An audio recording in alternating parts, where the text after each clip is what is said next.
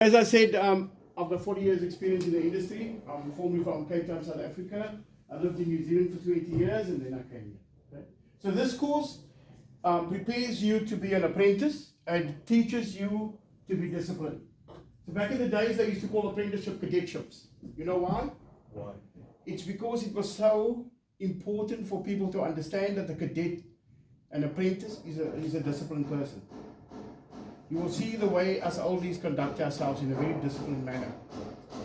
So to get an apprenticeship these days is a luxury. You guys are lucky to have these apprenticeships. We need people like you in the industry. So one of the biggest jobs we have in the industry at the moment, and one of the most lucrative, is carpentry. And carpentry is based nowadays on stick framing.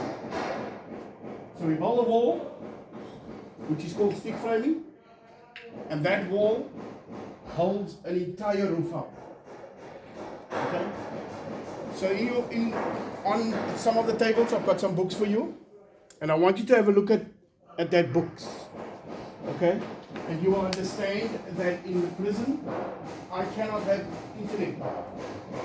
All the work I do is paper-based.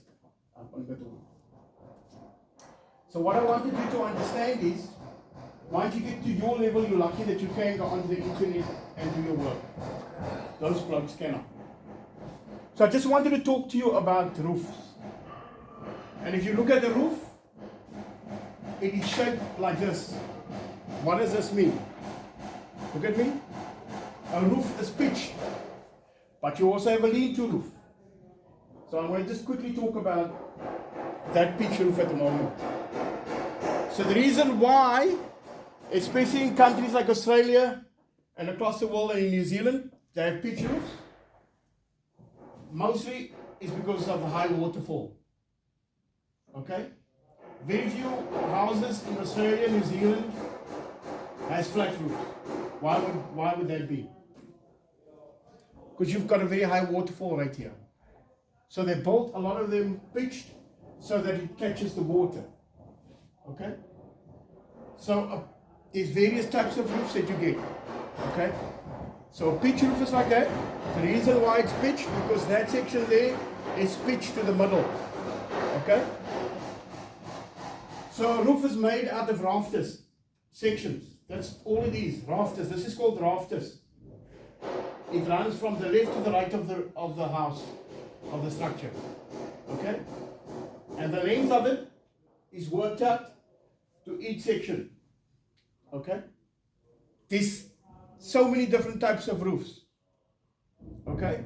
I'm going to tell you what this kind of roof is. So as I said, it's pitched and it's divided into rafters and sections. I want you to understand that understanding roofs is going to take a while for you at the stage where you are at.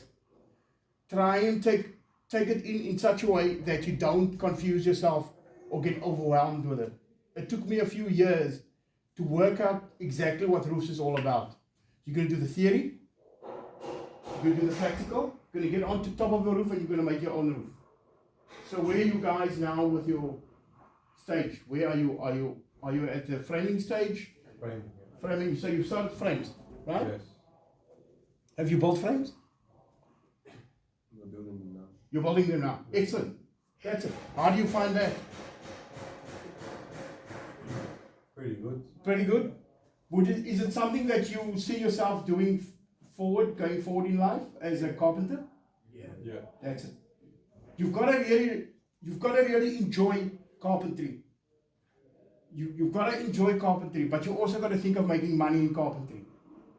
At the moment, they are paying lots of money in the industry. You can get up to $60 to $70 an hour now because of the shortages. But if you're not going to apply yourself, it's going to be tough for you. So hence the reason why we're going on a massive training process. So I came here today to explain to you a bit about roofs. Okay? So I want you to look at this. So as I said, the roof is divided into sections and they are called trusses. Now this roof stops in the middle just like that. But there's a name for that. It just stops like dead end. Can you see this? Yeah. This is called the cable end of the roof. Okay? So that end of the roof is called the gable end. I'm just going to turn the video a bit so that they can see. So this is called the gable end of the roof. Just here. So in effect, this type of roof is called a gable end roof. And at the end of the roof, it's got a funny shape. You know what that's called? That's called a hip. Try and get the terminologies right. You don't have to know everything on the first day. You're going to find yourself as you go through in the next few months coming on, you're going to learn a lot about terminologies. It's important at your stage and age to understand terminologies. Okay? So what would you call this end of the roof? Just to see if you recap and understood what I said. Gable end. Yes. And this is called? Yeah. That's it. Excellent. So the roof is, what did I call this section? What did I call that? Pitch. That's the pitch. So remember, most of carpentry construction is about terminologies. They call this a ceiling, right? They call this a mullion. So people like us as carpenters, we know stuff that a lot of people don't know. This is called a finished floor. This is called a ceiling. That's a mullion. We call things that other people don't. They call us chippies. Did you know that? Yeah. We chip away at stuff. So I'm excited about our trade.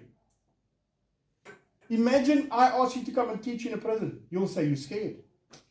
But in actual fact, they are just as hungry as you are for knowledge. They are just like you. They work similarly to you, although they're stuck in there. So when I say, you guys are lucky, you have access to a lot of stuff they don't. So embrace it, okay? You with me? Yeah. That's it. So the roof, it's got, as I said, it's got the hip, then it's got another hip. It's got the gable end. So it's got the sections of the rafters. But to tie and finish everything off, they put this little skirt thing here on the side. That's called a fascia. Again, it's about terminologies, but it's also about trying to get you as the carpenter to understand things. It isn't to confuse you. I want you to look at this model up at the top here. This is a beautiful model. Again, gable end roof, fascia, and then it's got a little overhang here. The overhang from there to there is called an eaves. Don't ask me why did they come on these terminologies and where did they come on, okay? And it's just small things that you, as a young apprentice carpenter, needs to know. You don't. You're going to forget these things, and I would suggest this thing. As you go around, walk around with a notebook, okay? Walk around with a notebook that if people like you, like myself and George, speak to you, write it down. You're never going to ever remember everything I say to you. So can you guys just come up here? We're going to just stand around this roof quickly. Just stand there, okay?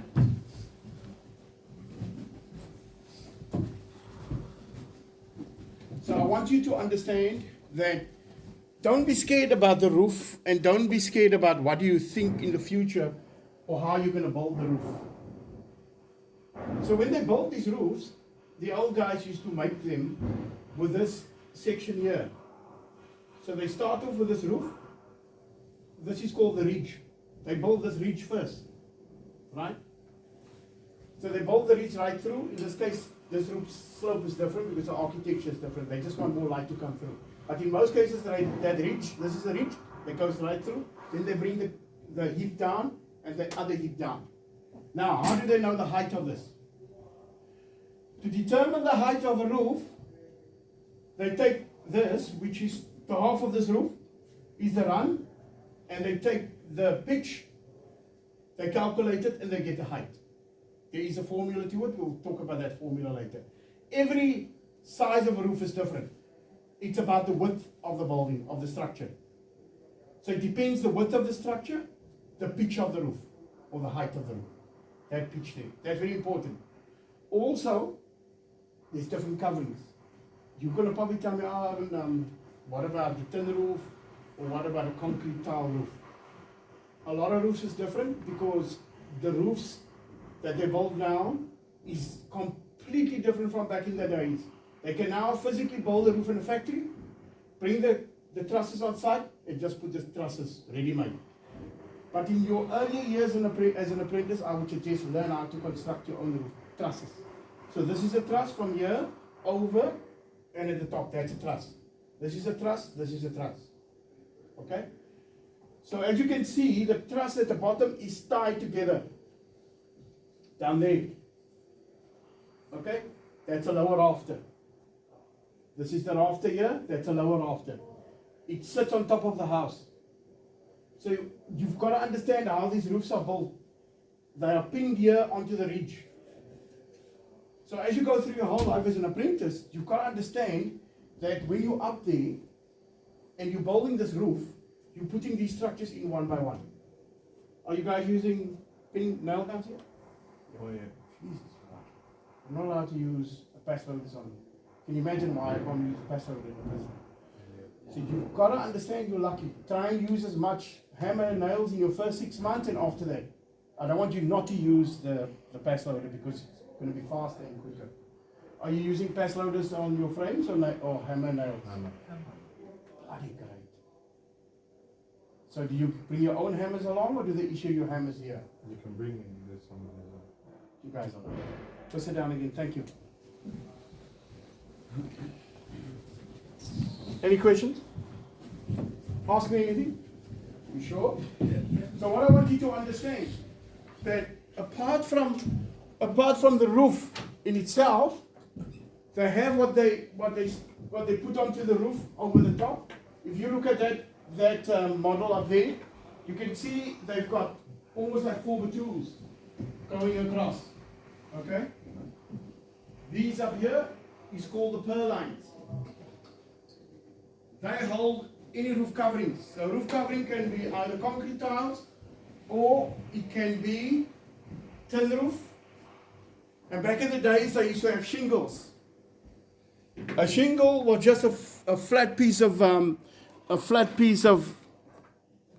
like a tile. And in some countries they use straw. In England they use straw to cover the roof with. You think fire, but never, hardly ever. Hardly ever a roof will caught alight unless it's set alight. They'll spray like a retardant on it. In some countries, nowadays, they put a lawn on top of it. So a roof holds a lot of weight. Hence the reason why it's pitched.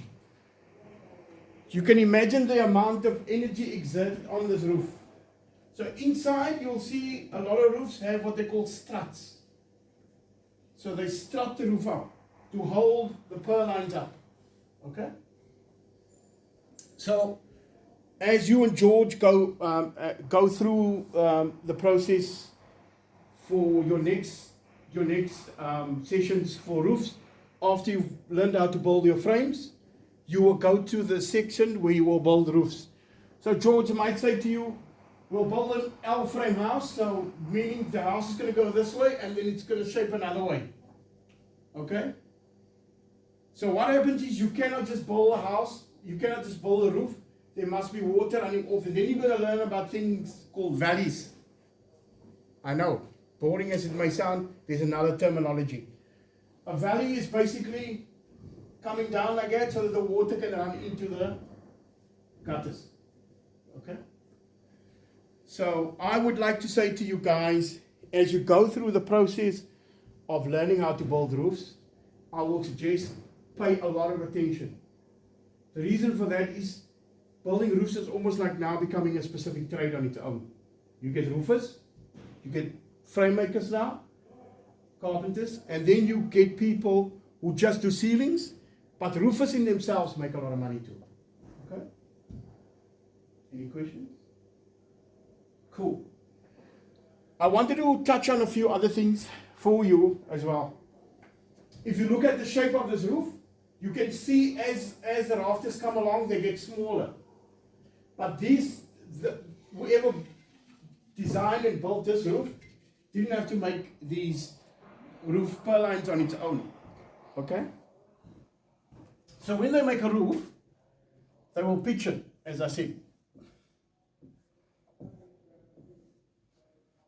That's a force, and the forces go this way and that way and down like that. Okay? So my suggestion for you guys at the stage where you are,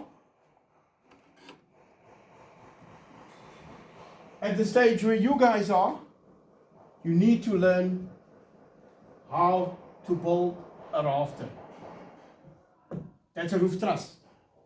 So it's called a roof truss. So this is called a roof truss. Okay? So somebody would say, can you build your own roof trusses? And you will say, not yet. Eventually you will learn.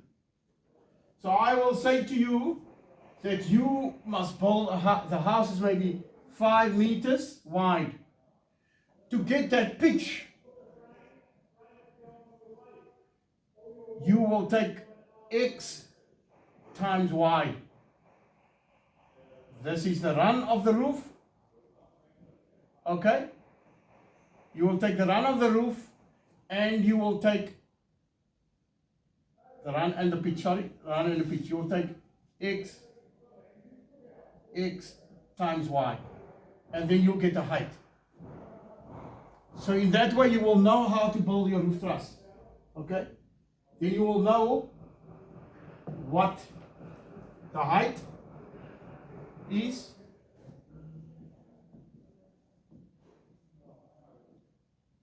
That's very important. Now there's another swing to that. Somebody will say to you, we're going to put concrete tiles on it. And then they will slightly tell you, plus 25%. That you may have to lift it. You may have to lift the pitch of the truss. But if it's zinc roof or metal roof, as they say, the pitch doesn't have to be that high.